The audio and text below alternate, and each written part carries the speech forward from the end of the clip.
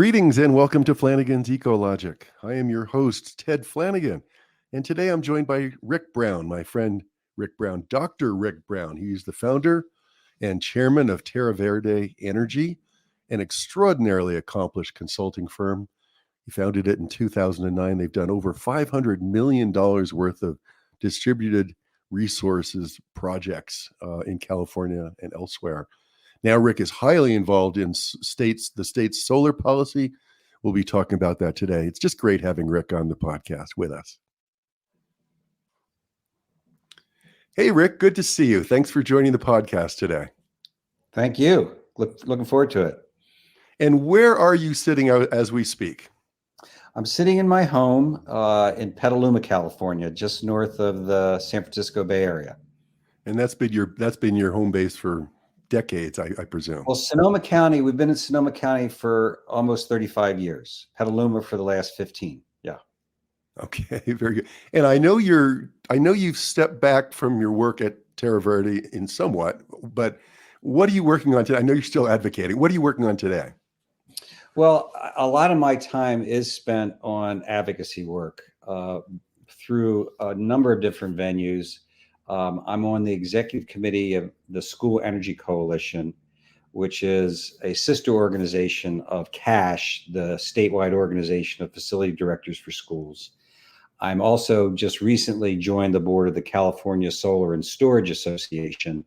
And then we have a strong relationship TerraVerde with a number of other organizations, in particular ACWA, the Association of California Water Agencies, partner with on a number of advocacy issues. And then I'm always out there besides the policy stuff, and being a board member for TerraVerde, president of the board for TerraVerde, I'm always sort of sticking my fingers into different things and seeing where some of the new opportunities might be and passing them on to our team. Yeah. And your team must really value your perspectives. They must be happy to have you around. I hope so. I think so. Well, some presidents or CEOs, it's time for them to move on, but you've got You've got such a wealth of knowledge. You founded TerraVerde, correct? Yes. Mm-hmm. 2009. That's correct. Yep. I read went somewhere. I did a little bit of homework. You have shepherded or fostered over $500 million worth of distributed energy resource projects. Actually, it's closer to 650 now. Our website's a little out of date, but yeah, we at TerraVerde. Yeah, that's right. So when you step in, go ahead. Sorry, go ahead. Primarily solar and or battery storage at schools and other public agencies, water agencies, transit agencies, cities, counties, etc. But we also, as you know, we're very involved with the Prop 39 program. So that involved probably 70 million of mechanical equipment, lighting, and so forth that we helped school districts figure out how to best implement. Yep. That's really something. How many school districts were you working with back in the Prop 39 days? Gosh, in the Prop 39 days, probably about 40 or 50. I think that's about as much as we could handle at the time. Yeah, that's a lot. That's a lot, Rick. So the TerraVerde model, you started in 2009. I'm presuming you saw, sort of like what I saw, a real need for an owner's rep to get into these solar deals. Talk about that void, or talk about that need that you saw. Yeah, I was on a school board for 6 years in the 90s when my kids were going to school, and kind of got an inside view of some of the challenges that school districts have in managing the operations side of their business. And part of the problem is that just historically been way underfunded. Always, the first priority is teachers in the classroom, which, it should be. Should be. Yeah, it should be. But, and so that was the impetus for me saying, schools need a partner who can evaluate this new thing, solar energy, to figure out when and where and how does it make sense to go solar. And then eventually, obviously, battery storage came along. And also other public agencies had a similar need. But back when we founded it was schools that we were mostly focused on, to help them figure out, from an economic standpoint, financially, is this a winner for them? Because schools didn't have the luxury of basically having negative cash flow around their energy costs. And so if a solar project didn't pencil pretty much from day one, they really weren't in a position to go forward. But if it did make sense based on our analysis, then we would sit, at the table with them to figure out what's the best way of procuring. And that's the owner's rep role. And that involved either, most cases putting together an RFP process, working with the various bidders to figure out what is the best proposal, not just from a economic standpoint, but also from a, long-term contract relationship standpoint, because Yep. unfortunately, this is the reality with a new technology. Some companies are better positioned to provide that long-term support than others. And so we were able to advise people on here's where the risks are, here's where the opportunities were, and then provide that project management, construction management support during the implementation phase, and then the commissioning phase. And actually, we also, and this is the part that I'm in right now, most jazzed about, we established a asset management service that provides the long-term operations and maintenance oversight, as well as sort of classic asset management support for our clients. I want to get into the asset management, but let me back you up just for a Mhm. second, because around that time, 2009, I think EcoMotion was formed in 2007.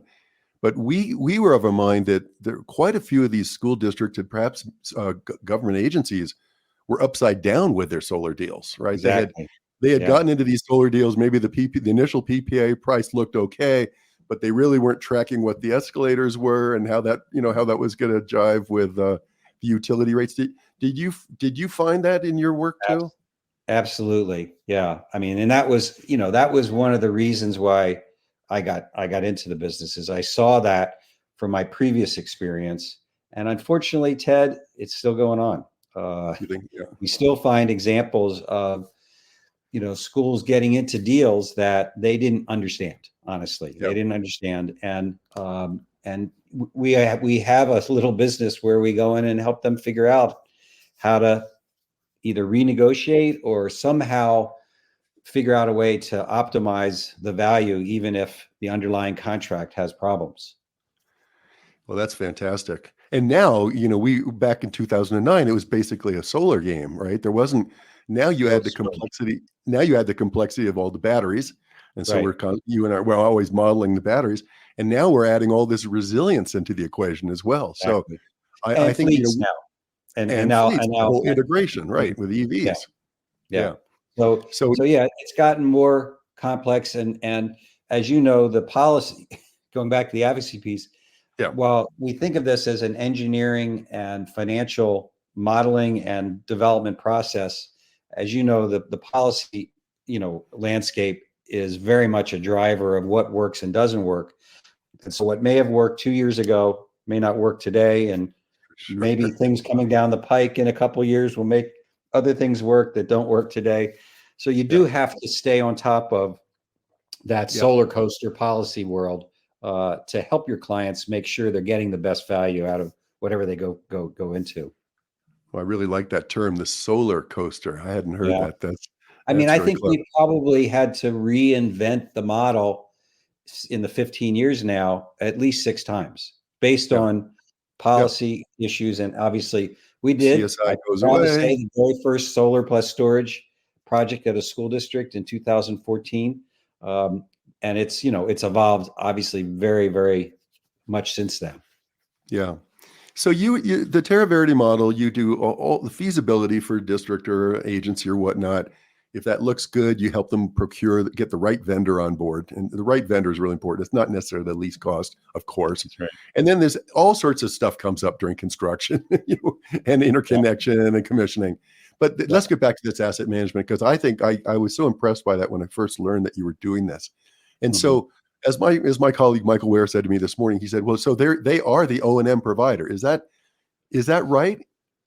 Well, we don't roll trucks. What we Okay. do is we manage the people who roll. So we it depends on whether it's a client ownership system or a PPA, right? Yeah. Under client owned model, we do the soup to nuts, but we do it as an owner's rep.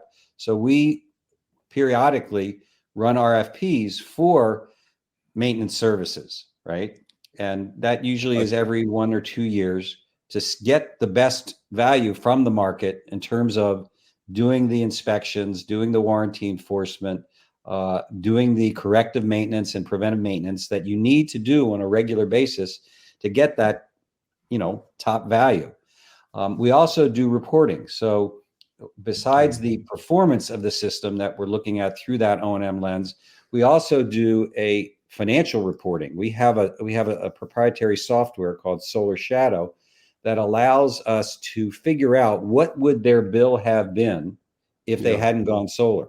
So we can actually show them, based on what benefit they're getting, how much they're saving to the penny on their solar project, net of financing costs, corrective maintenance, et cetera. And then we also do, we provide them, and this is the one area that I hope people listen to, which is there's a very valuable rec market out there, renewable energy credit market. And we find a lot of situations where the school or the public agency isn't aware that they could be collecting money, cash flow, selling their recs. And so we provide that service. We interface with the market there. We make sure they're all the kinds of paperwork and registrations that need to happen. And then we're continually working in the rec market to get them the best value for the recs. And we're talking, for a typical school district, anywhere from $15,000 to $50,000 a year that they're leaving on the table because they just didn't know that was available to them, both under an ownership model and even in some situations where there's a PPA. Sometimes the PPA provider owns the recs under the contract, but a lot of times they don't.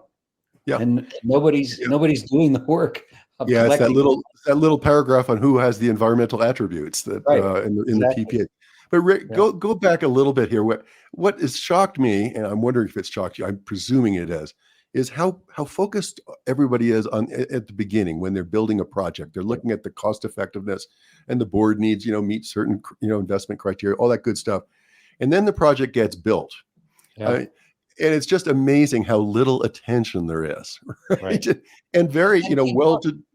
Yeah. Go ahead. And part of that, Ted, unfortunately, is I hate to say it, but the solar industry kind of puts out this message that one of the great things about solar is you build it and then you don't have to worry about it. And, that is, you don't have to worry about as much as other kinds of electrical equipment, but you do have to do at least a basic level of monitoring and, like I said, preventive maintenance, warranty enforcement, corrective maintenance to make sure you're getting that full value of the system. I can't tell you the number of times we get contacted by an agency that says, we put solar in 4 or 5 years ago. I know we're saving somebody some money, but I'm not sure how much, and I'm not sure how it's working. Can you take a look? And we'll go in and we'll look, and it's operating at 50% of what it's, been set up to do, because nobody took the time to look at the, the inverter, to clean the filter, to, tighten some screws. I mean, I'm not an engineer or anything, but there's some basic stuff that you just have to stay on top of. And part of the issue is if you don't do that preventive maintenance, then when something bad happens, right? If something crashes, you are at risk of not being able to use your warranty to make a claim. And so it's one of those things where, and again, it goes back to particularly for schools, and it is with we've seen this with other agencies. I shouldn't just focus on schools who have so many things they're dealing with. They have so many maintenance needs that it's hard for them to stay on top of this, particularly because there is a unique expertise associated with it. And so, most maintenance folks at schools have not been trained in solar panels and inverters and et cetera. And so that's where we come in to provide that backup. And sometimes we have some clients where we'll do it for 3 or 4 or 5 years, and we end up training their maintenance staff. They're a big enough district. And then we peel off, and we don't have to do as many of the services because we've trained them to be able to do some of the front end kinds of stuff. Most cases, they still want us to do the monitoring. They still want us to help them in getting the best value from the O&M market. the rec stuff, but a lot of the basic maintenance and both corrective and preventive. There's some districts that have a big enough maintenance staff that we can transfer that knowledge so that they can take that over. Yeah. And one thing that strikes me is when you talk about those reports that you do, that shows, what the system is saving or what it could save, but what it is saving. It is actually saving. It's not yeah, it's not a projection. It's an actual. Yeah. Well, but then don't you? But if the system was operating at 100%, I'm sure you're presenting that number Right, too. and that's that's what we use as one of the metrics. And Yeah. generally systems, you're seldom going to get 100%. Sometimes you get 102% because the system's been overbuilt, which is a whole other issue. Sometimes, because of weather issues, you may only get 94%, 96%. But most contracts have a performance guarantee. At least the contracts we negotiate on behalf of our clients have a performance guarantee that says if it's any less than a certain percentage, and usually that's 95, then the vendor, be it the PPA provider or the EPC who built it, has to pay for that. And that's another area where people don't realize. We get called in. Oh, my system, I've had it for 7 or 8 years. And we go and look, do you know that you have a performance guarantee? No. Now, part of that's because the person who's the maintenance guy today wasn't there 7 years ago, right? Yeah, lots of turnover. Do you know that your system's operating at 88% and they owe you $75,000? No. And then we have to go through a process of documenting, going back and doing the forensics to document how the system is underperformed. Present that to the PPA provider or EPC, and then we help them collect. But unfortunately, it goes back to your first point that people, they put it in and then they forget about it. And they forget about it. Yeah. And I was going to make the point that your reports where you're talking about the value of the system, I found that that's really important because often we have repair costs that we have to incur. And the facilities maintenance guys don't know how does this $50,000, $100,000, how does this compare with, the actual generation and what I can expect in the future? They just, and we put into the turnover, they just don't know. Yeah. And we put into our models, when we tell them this is what we think how it's going to perform, we show that we have a maintenance budget. We say here's what you should be setting aside every year for maintenance. And then there's equipment replacement. We're now long enough into the period of solar going into schools and public agencies that we're getting to the period where the economic useful life of central inverters or string inverters is coming to an end. I mean, those are built and warranty generally anywhere from 10 to 15 years. Any performance you get beyond then is gravy. So we put into our models, you're going to have to, if you own it, you're going to have to be setting aside some of these savings. You're getting year over year into a fund that's going to be there for that replacement of that inverter. And again, assuming you've done the preventive maintenance over time, maybe you can get 16, 17, 18 years, but at a certain point it's good many after bad and it's time to replace it. Yep. Hey, let's shift gears a little bit.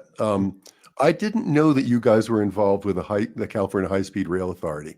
Okay. I just think that's so exciting. And I don't think our listeners would necessarily know this, but it's my understanding that by state statute or state mandate or law, that the operation of the high-speed rail has to be completely 100% renewably powered. That's and correct. That even during the construction, I think a lot of the construction vehicles and all have to have offsets. Is that right? It's a remarkable.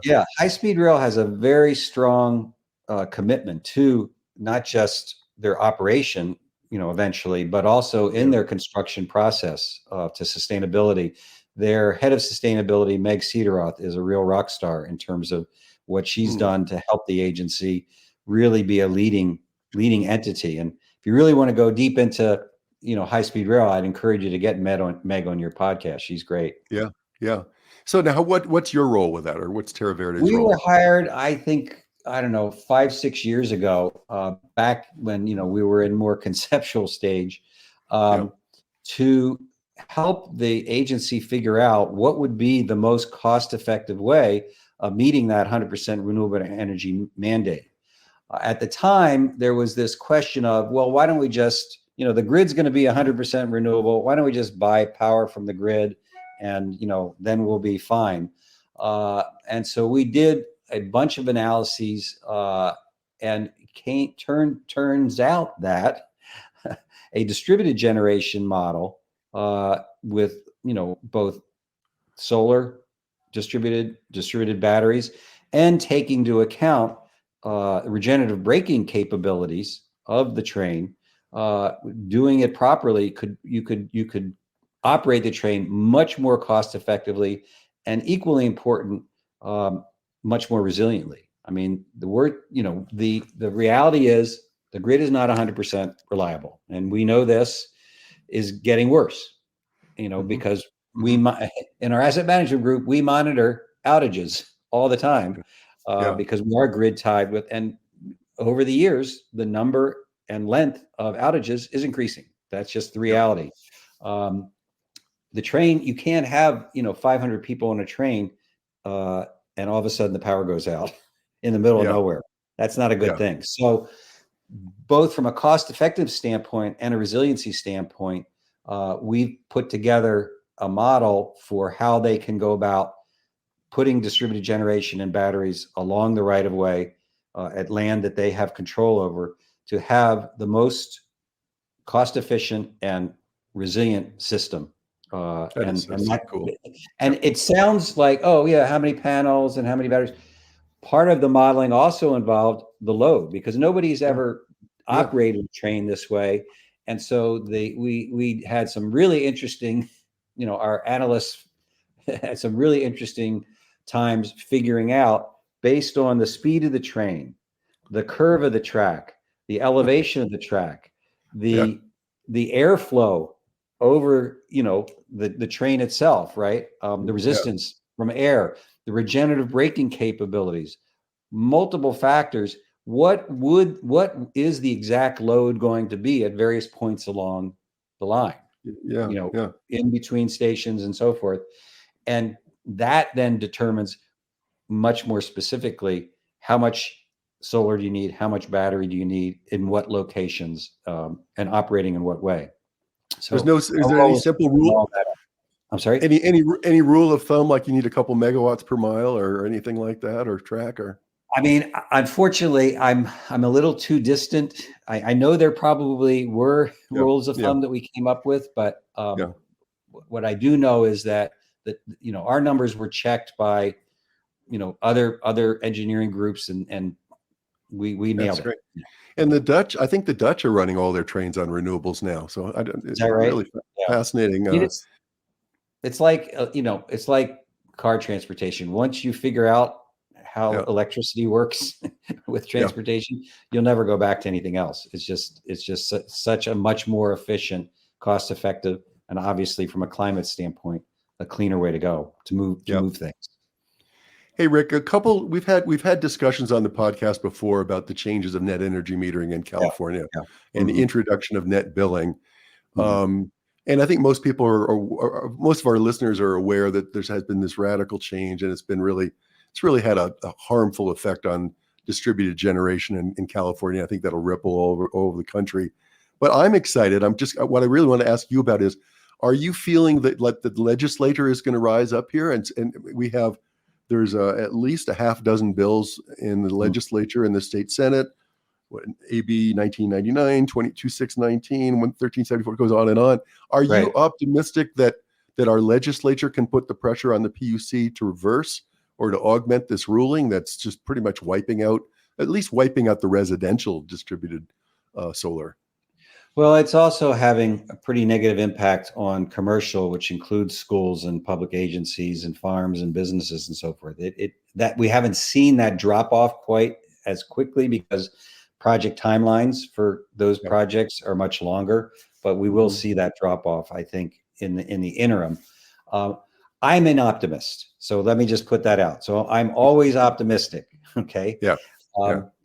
It's going to be a lift, because historically the legislature has really had a wall between what it does and what it expects of the CPUC.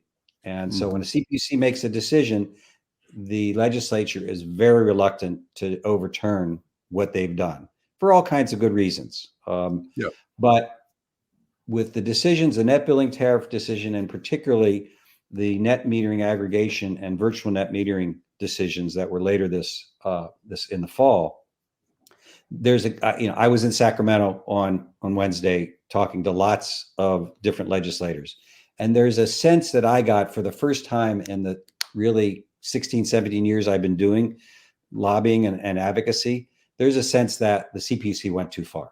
They really overshot what the right policy decision should be, particularly as it impacts schools and other public agencies. Yep. They make the argument about cost shift, right?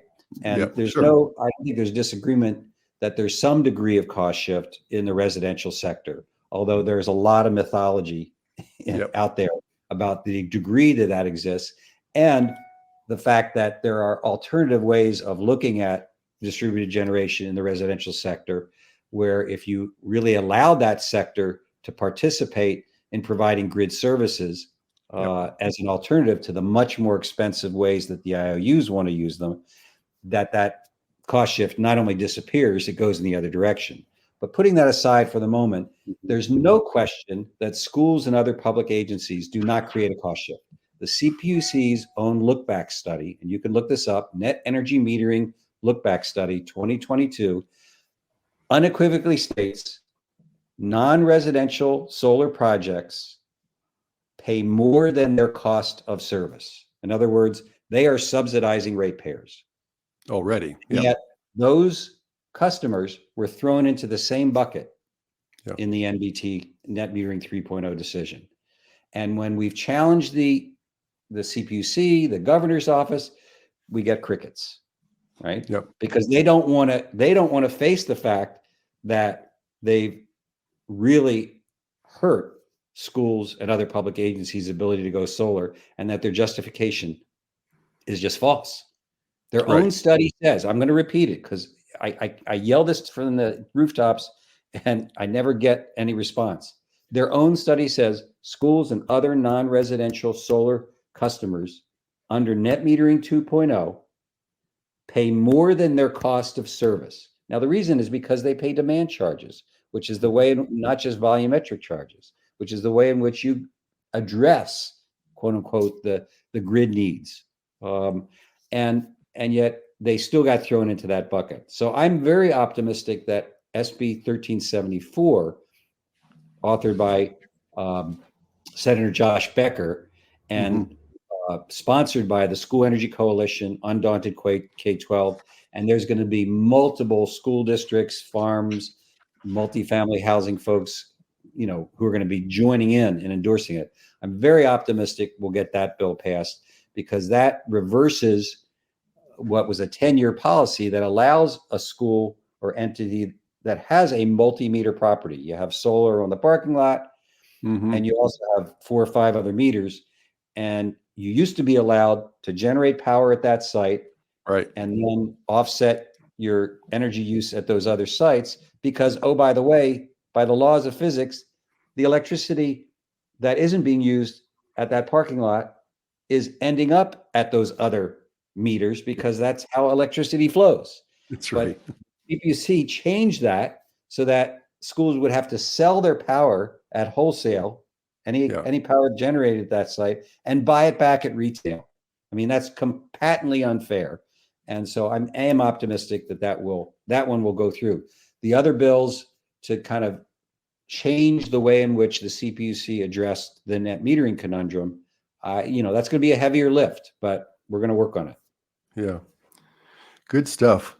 And Rick, just a couple. We're at our time here. I could talk to you for many episodes worth, but when you've put so much into all this, how do you get balance in your life?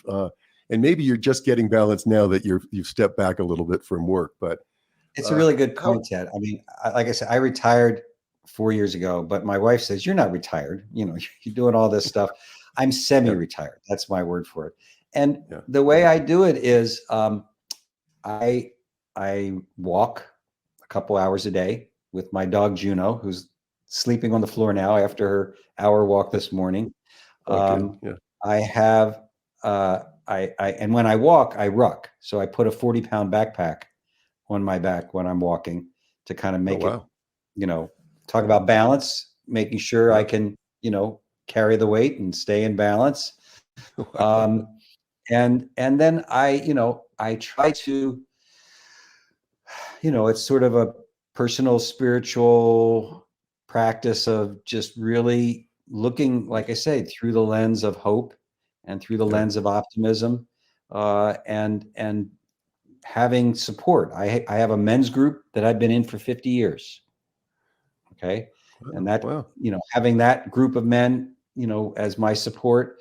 Yeah. I have a wonderful wife. I have wonderful daughters. Those are the things that keep me in balance. That's great. Good stuff. Well, listen, thanks for being on the podcast. Thanks Oh, for thank all you of so your, much for giving me a chance to talk with you about this stuff. It's great to yeah, catch up. let's do it again. Okay. Really appreciate it, Rick. Thank Bye you. now. Bye. That's it. Thanks for listening to Flanigan's Ecologic. We'll see you next time.